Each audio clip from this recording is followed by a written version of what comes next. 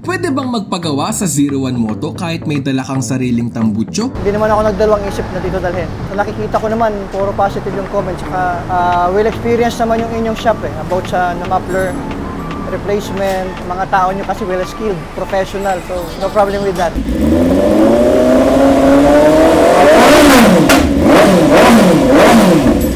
Satisfied, sobra. Napakabait ng mga staff saka mga mekaniko rito. Satisfied talaga, 100%. Quality, worth the money, and satisfied. Yan ang sabi ng isa sa ating customer na may-ari nitong BMW S1000R.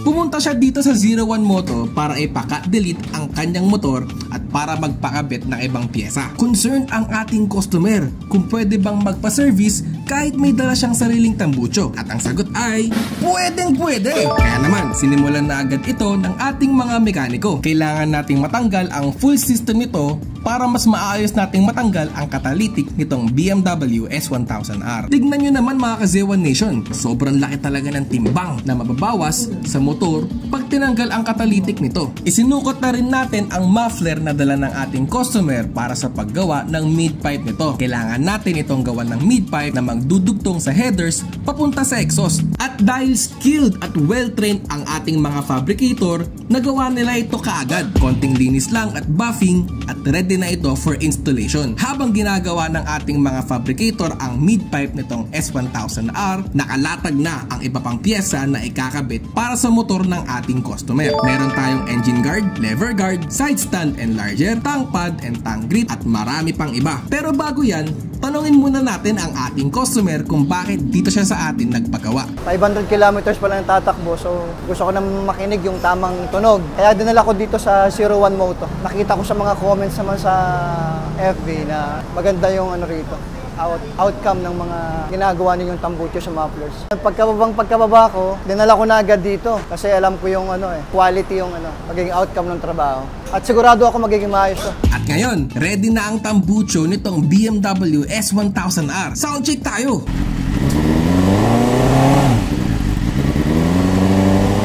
Sinalpakan din natin ito ng Villain R9 at ganito naman kakisig ang tunog niya.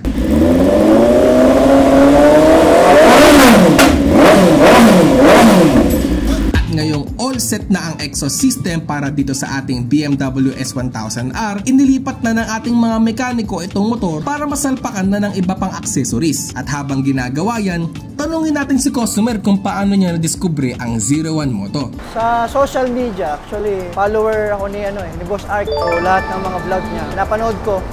At maganda naman yung comments. Hindi naman ako nagdalawang isip na dito dalhin. So nakikita ko naman, puro positive yung comments. Saka well experienced naman yung inyong shop about sa muffler replacement. Mga tao nyo kasi well skilled, professional. So no problem with that.